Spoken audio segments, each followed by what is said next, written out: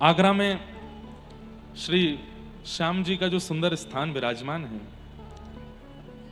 प्रेम निधि नाम के एक परम वैष्णव भक्त हुए, जिनके लिए ठाकुर जी यहां विराजे। पुष्टि मार्गीय वैष्णव थे, नित्य ठाकुर जी की सेवा करते थे। वही राग रहने दीजिए। खूब भाव से सेवा करते थे ठाकुर जी के। ध्यान से सुनिएगा, वैसे सुनी होगी कईयों ने, नहीं सुनी तो सुनिए। किसी समय पर आगरा मुगल लोगों का गढ़ होता था और अधिकतर मुगल साम्राज्य करने वाले जो भी भारत में आए, मुगल आक्रांता, उन सबका प्रिय स्थान आगरा ही होता था। उस समय की बात है कि जब मुगल आक्रांताओं ने अपना गढ़ बना रखा था आगरा को, और यहां पर भजन पूजन पाठ आदि करने वालों को बहुत परेशान किया जाता था, उनका बहुत निरादर किया जाता था, और कभी कभी तो निर्मम हत्या तक कर दी जाती थी। ऐसी स्थिति थी। प्रेम निधि जी चाहते तो वृंदावन में रह सकते थे, बहुत दूर नहीं है वृंदावन यहां से, लेकिन उनके मन का भाव था कि कमल कीचड़ में ही उगता है और वही कमल फिर ठाकुर जी के चरणों तक पहुंचता है। कई बार व्यक्ति अपनी विपरीत परिस्थिति का त्याग कर देता है ठाकुर जी के भजन के लिए। अच्छी बात है, क्या करना चाहिए, जहां अनुकूल वातावरण हो वहीं बैठ करके भजन करना चाहिए। लेकिन एक बात याद रखिएगा, विपरीत परिस्थिति में भी अपने भजन को डगमगाने ना देने वाला ठाकुर जी को अति प्रिय है। जैसे कमल कीचड़ है, दुर्गंध है, लेकिन फिर भी कमल प्रकट होता है और उस कीचड़ के एक अंश को भी अपने ऊपर आने नहीं देता। इसलिए ठाकुर जी को कमल अति प्रिय, सबसे प्रिय पुष्पों में कमल है ठाकुर जी को। कहां तक कहें, ठाकुर जी के श्री अंग की उपमा भी कमल से ही दी जाती है। भगवान के हस्त कमल, चरण कमल, मुख कमल, सब कमल। वो कमल कहां होता है? विपरीत दिशा में, विपरीत परिस्थिति में। नदी में नहीं होता, कीचड़ में होता है, दलदल में होता है, सरोवर में होता है। तो ऐसे ही जो भक्त देखते हैं कि हमारा परिवार विपरीत है, माहौल विपरीत है, यहां भजन नहीं कर पाएंगे, वृंदावन चलो, बरसाना चलो, गोवर्धन चलो, नंदगांव चलो, बद्रीनाथ चलो, हरिद्वार चलो, ऋषिकेश चलो, वो एक प्रकार से गुलाब के पुष्प बन जाते होंगे, मोगरा के पुष्प बन जाते होंगे, चंपा चमेली के पुष्प बन जाते होंगे।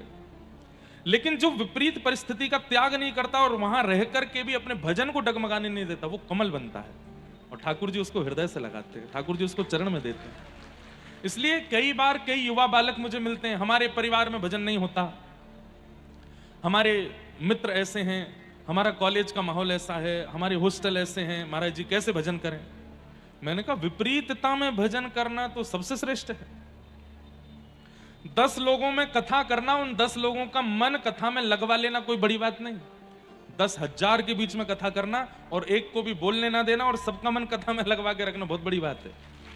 विपरीत परिस्थिति देखने में बहुत आसान लगता है, लेकिन करना उतना ही कठिन। तो जितना कठिन परिस्थिति को व्यक्ति जूझता है, लड़ता है, ठाकुर जी उसको इतना प्रेम करते हैं।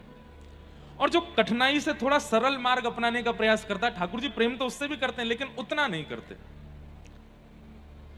ये संसार जितना कठिन हो सकता है हो जाए, पर हम भगवत भजन नहीं छोड़ेंगे, ठाकुर जी को नहीं छोड़ेंगे। मीराबाई के लिए आसान था क्या? विवाह हुआ मेवाड़ में,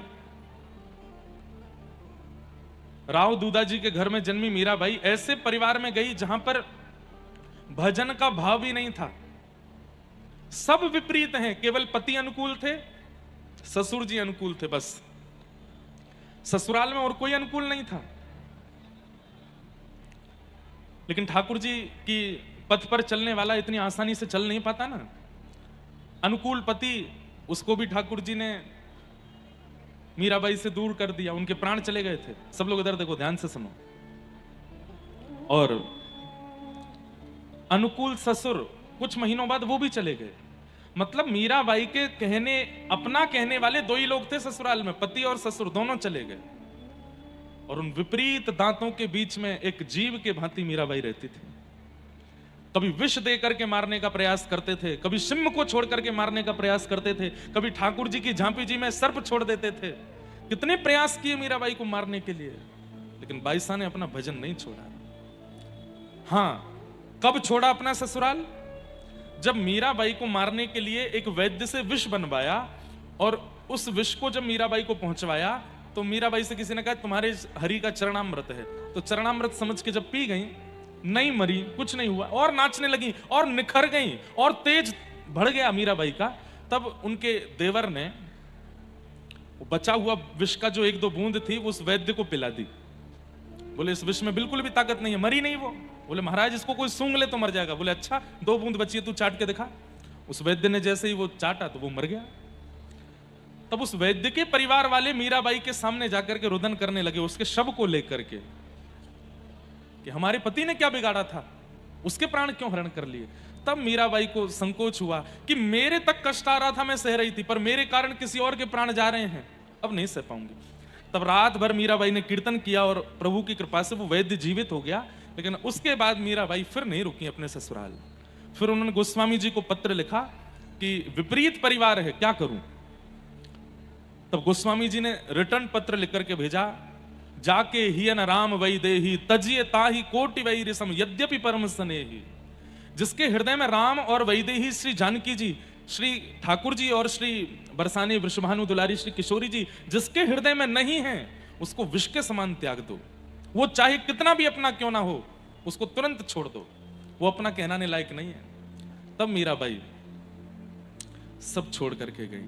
तो मेरा कहने का अभिप्राय, आपके जीवन में बहुत कष्ट आए ऐसा नहीं, बल्कि ईश्वर महादेव कृपा करें कि आप सबका जीवन बहुत सुखमय हो, कभी कोई कष्ट ना आवे, कभी कोई विपरीतता ना आवे। लेकिन ये संसार विपरीतता देता ही देता है।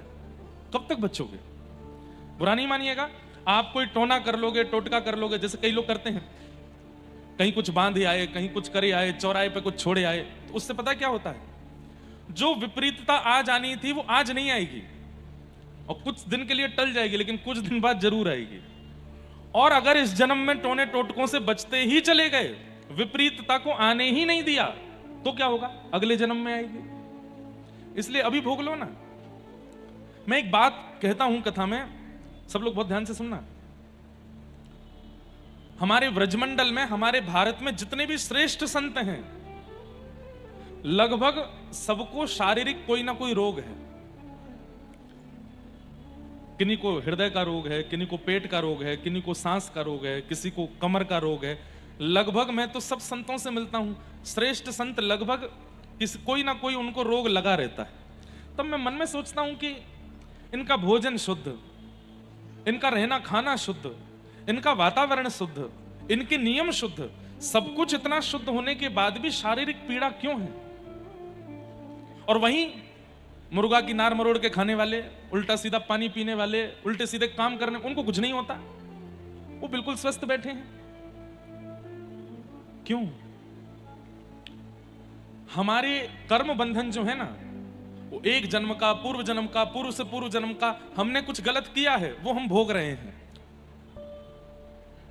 इतना इस जीवन में हम भोग लेंगे, उसके बाद जो बच जाएगा वो उसको भोगने के लिए दोबारा आना पड़ेगा। लेकिन जैसे ही हम नाम जप करना शुरू कर देते हैं, ठाकुर जी की शरणागति प्रारंभ कर देते हैं, नित्य भगवत स्मरण करना प्रारंभ कर देते हैं, तो ठाकुर जी मन में विचार करते हैं अब इसको दोबारा जन्म ना लेना पड़े, इसी जन्म में ही सब खत्म हो जाए। पूर्व का भी जितना है, इस जन्म का भी जितना है, सब कटा करके मुक्त करो। प्रसंग आता है माधवदास जी का, जगन्नाथपुरी के परम भक्त श्री माधवदास जी। एक बार उनको पेट का अतिसार रोग हो गया। ऐसा रोग हो गया कि बिस्तर पर ही मलमूत्र आदि का त्याग करने लगे। तो क्या देखते हैं कि महाप्रभु जगन्नाथ जी एक बालक का रूप धारण करके आए और उनकी सेवा करने लगे। तो माधवदास जी ने हाथ पकड़ के कहा कि नाथ, आप मेरी सेवा क्यों कर रहे हो? तब भगवान कहते हैं, जब भक्त मेरी सेवा कर सकते हैं तो मैं भक्तों की नहीं कर सकता?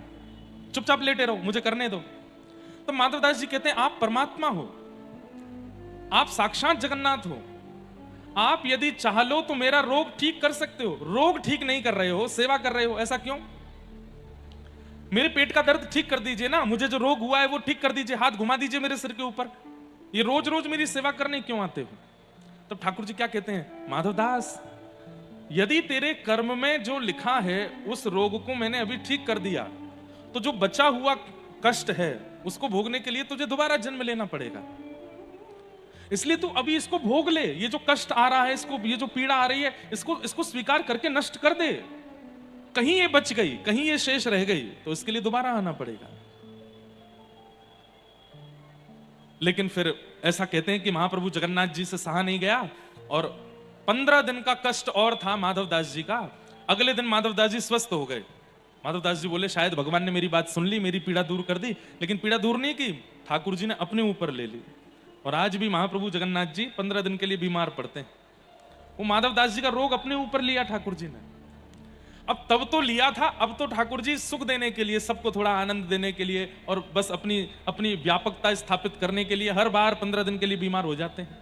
हम जब कथा करने जा रहे हैं 27, 28, 29, 30 जगन्नाथपुरी में, उसके बाद 3 दिन और दर्शन होंगे जगन्नाथ जी के, फिर 15 दिन के लिए जगन्नाथ जी अनवसर हो जाते हैं। और ऐसा कहते हैं कि जहां कहीं भी जगन्नाथ जी का स्वरूप है, आपके घर में कोई चित्र है, जगन्नाथ जी हैं, 15 दिन उनका भी दर्शन नहीं करना चाहिए, उनको भी कहीं पर विराजमान करके पौढ़ा देना चाहिए। हमारी कथा के जो मुख्य श्रोता जगन्नाथ जी हैं, ये हैं महाप्रभु जगन्नाथ। ये भी 15 दिन, इनको भी हम एक सुंदर झांपी जी है उसमें विराजमान करके रखते हैं। जहां कहीं भी जगन्नाथ जी का स्वरूप है, 15 दिन उनको ढक करके रखना चाहिए, सुंदर एक आसन पर सुला देना चाहिए। और हो सके तो घर में नित्य, जैसे महाप्रभु जी की वहां रोज औषधि बनाई जाती है, वैसे औषधि बना करके सेवा करनी चाहिए। अनेक अनेक भाव हैं उसके पीछे, वो सब हम जगन्नाथपुरी में सुनाएंगे कि क्यों 15 दिन के लिए बीमार होते, कहां जाते हैं जगन्नाथ जी, क्या करते हैं। पर कहने का अभिप्राय कि हमारे जीवन में जो विपत्ति आती है ना, वो विपत्ति भोग लेनी चाहिए, चाहे वो शारीरिक हो, चाहे वो मानसिक हो, चाहे वो बौद्धिक हो। आजकल लोग कहते हैं बहुत डिप्रेशन होता है बच्चों को, एंजाइटी होती है, परेशानी होती है, बहुत दुखी हो जाते हैं, बहुत डिप्रेशन में चले जाते हैं। उसके लिए भजन कीजिए, पर वो जो परिस्थिति जीवन में आई है उसको, उससे भागिए मत, उससे लड़िए, उससे जूझिए।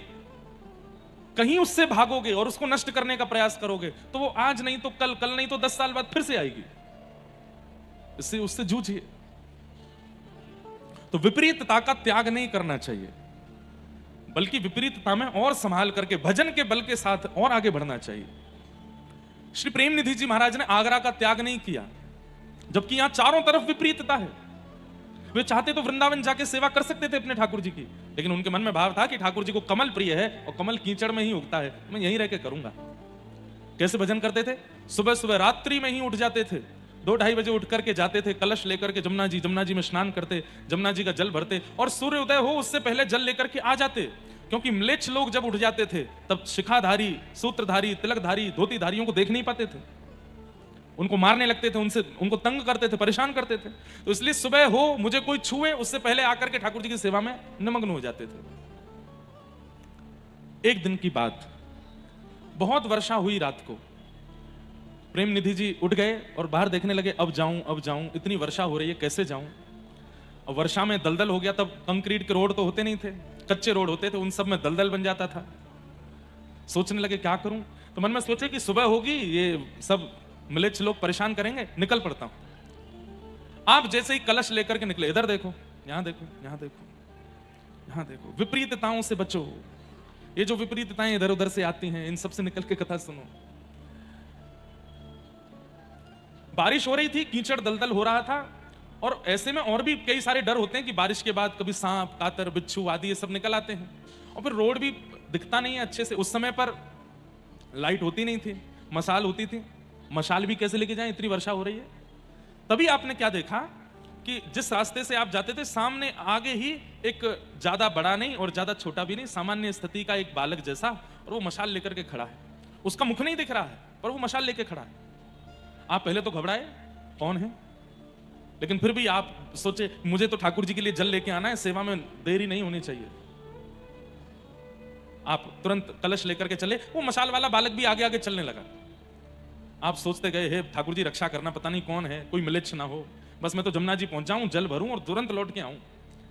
जमुना जी पहुंचे, जमुना जी में जाके स्नान किया, वो मसाल वाला बालक थोड़ा दूर चला गया। स्नान करके आप जैसे ही कलश भरे, वो फिर आ गया, और वो कुछ बोलता नहीं है, बस आगे आगे राह जैसी दिखा रहा है, और दिखाता हुआ वो फिर वहां से अंतर ध्यान हो गया। आप अपने निवास पर, कुटिया पे पहुंच गए, आपने अपने पैर वैर धोए, बोले भैया आज तो ठाकुर जी ने बड़ी कृपा करी, पता नहीं कहां से कोई सज्जन आ गया, मशाल लेकर के पूरे रास्ता दिखा के लाया हूं मुझको। बड़ी कृपा जय जय, बड़ी कृपा। आपने जैसे ही कपाट खोले मंगला आरती करने के लिए तो क्या देखते हैं? ठाकुर जी के पांव में कीचड़ लगी है और हाथ में मशाल का तेल लगा है।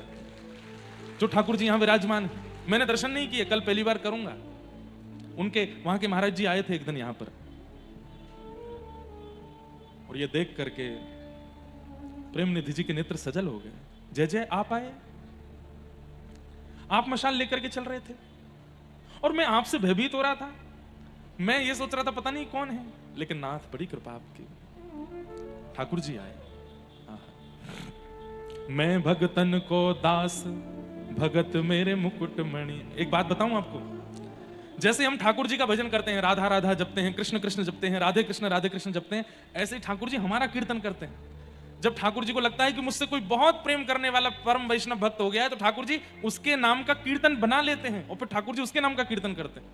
अनुप्रजम में हम नित्यम पूये ये तन्य रेणु भी। बोले आप किसका ध्यान करते हो, आप किसका चिंतन करते हो, आप किसका भजन करते हो नाथ? तब ठाकुर जी कहते हैं मुझे अनन्य रूप से भजने वाले भक्तों का चिंतन मैं करता हूं। और कोई रमेश नाम का भक्त है तो ठाकुर जी उसके नाम का कीर्तन बना लेते होंगे, रमेश रमेश रमेश, मेरो प्यारो रमेश, मेरो दुलारो रमेश, मेरो नीको रमेश। अब मीरा बाई का क्या कीर्तन करते होंगे? मीरा गोपाल, मीरा गोपाल, मीरा गोपाल, मीरा गोपाल, मीरा गोपाल, मीरा गोपाल बोलते रहोगे तो धीरे धीरे मेरा गोपाल बोलने लगेगा। ऐसे ठाकुर जी मीराबाई का कीर्तन करते हैं। पंढरपुर महाराष्ट्र में तो प्रसिद्धि है, ज्ञानोबा तुकाराम, ज्ञानोबा तुकाराम, ज्ञानोबा तुकाराम, ये ठाकुर जी कीर्तन करते हैं। और ऐसा कीर्तन करते हुए वहां के पुजारी जी को दिखे, रुक्मणी जी मृदंग बजा रही हैं और ठाकुर जी करताल लेकर के भक्त का नाम गा करके कीर्तन कर रहे हैं। मेरा आपका नहीं करते होंगे क्योंकि हम अभी उस श्रेणी में आए ही नहीं, पर हां हमारे ब्रज के कई ऐसे महापुरुष हैं और जिसका भी चिंतन आ रहा हो चित्त में ब्रज का नाम लेके, उसका कीर्तन करते होंगे ठाकुर जी, उनका कीर्तन करते होंगे। ठाकुर जी भक्तों का कीर्तन करते हैं। ठाकुर जी के पैरों में कीचड़ लगी देखी, हाथ में मशाल की वो तेल लगी देखी, प्रेम निधि जी के नेत्र सजल हो गए। जय जय, आपने श्रम क्यों किया? ये मेरी सेवा है, मुझे करने दीजिए, आप क्यों श्रमित हुए? चरणों में गिर के खूब रोए, चरण धोए ठाकुर जी के, हाथ पोंछे, स्नान आदि कराए, सेवा करिए। तब से प्रेम निधि जी इतने गंभीर हो गए, गंभीर मतलब अब भावुक रहने लगे। अब बस वो जैसे ही अपने ठाकुर जी को देखते हैं आंखों से आंसू गिरने लगते हैं, उनको वही बात याद आने लगती है। बंधुओं, ये तो कृपा करके प्रार्थना करो ठाकुर जी से कि नाथ भले ही प्रत्यक्ष मत दिखना, पर जीवन जिस सहारे हम जी लें ऐसा एक अनुभव करा देना, जिस अनुभव को याद करके ही हम रोते रहें, एक अनुभव करा देना। प्रेम निधि जी को एक ऐसा अनुभव प्राप्त हो गया, उस अनुभव में ही वे रोते रहते हैं, रमे रहते हैं।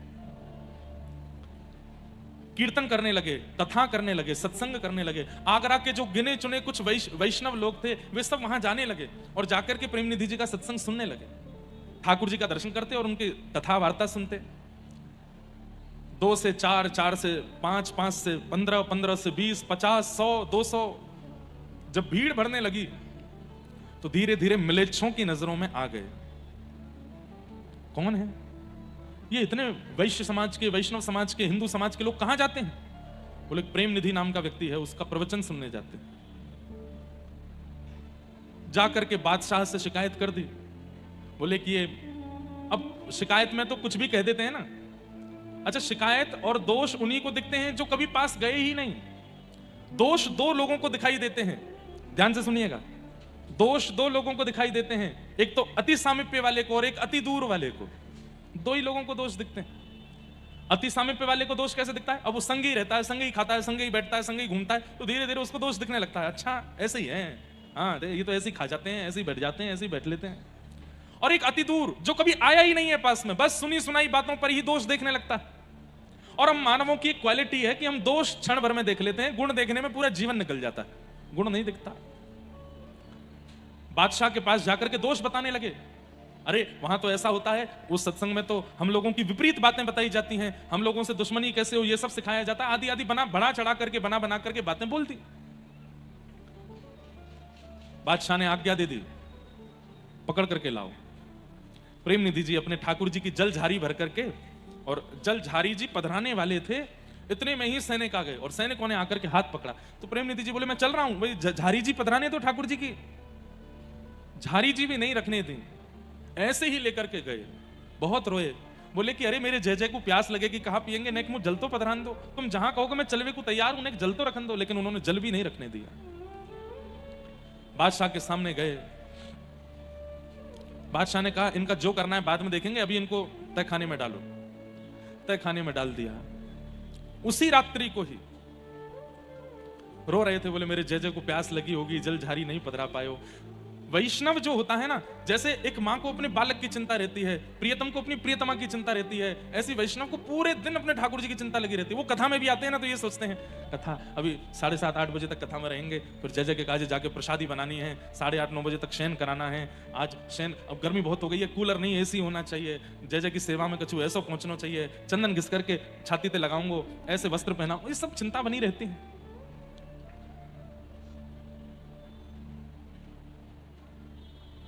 राजा सोया था अपने कक्ष में, इतने में ही वो कोई स्वप्न जैसा दिख रहा था, और उसको ऐसा दिखा कि जिनकी वो इबादत करता है वो उसके स्वप्न में प्रकट हो गए हैं। उसके स्वप्न में प्रकट होकर बोल रहे हैं मुझे प्यास लगी है, पानी पिला।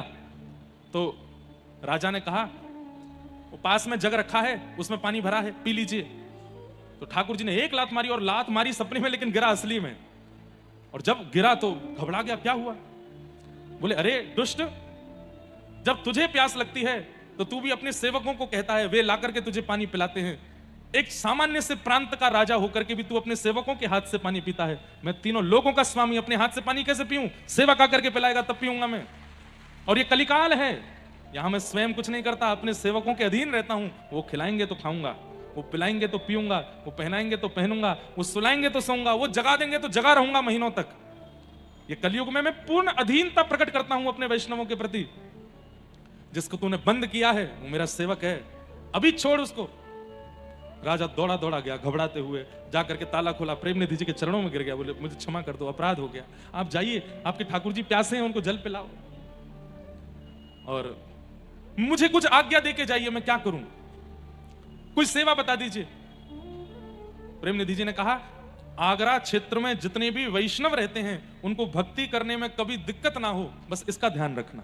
कभी भी तुम्हारे सैनिक जन और यहां घूमने वाले म्लेच्छ उनको परेशान ना किया करें, यमुना जी के मनोरथ करने में, अपने ठाकुर की सेवा करने में उनको किसी को दिक्कत ना हो, बस ये ध्यान रखो। और आइंदा कभी भी किसी वैष्णव का अपराध मत करना, नहीं तो हमारे ठाकुर जी ने अभी लात मारी है, वो नृसिंह बनकर के पेट भी फाड़ देते हैं। बस इतना कह करके प्रेम निधि जी चले गए और अपने ठाकुर जी से आकर के हृदय से लगा लिया, जल झारी भर के लाए, सेवा में पधराई। ऐसे ठाकुर जी आगरा में विराजमान, प्रेम निधि जी के ठाकुर जी। अगर कह दें तो कोई अतिशयोक्ति नहीं कि आगरा का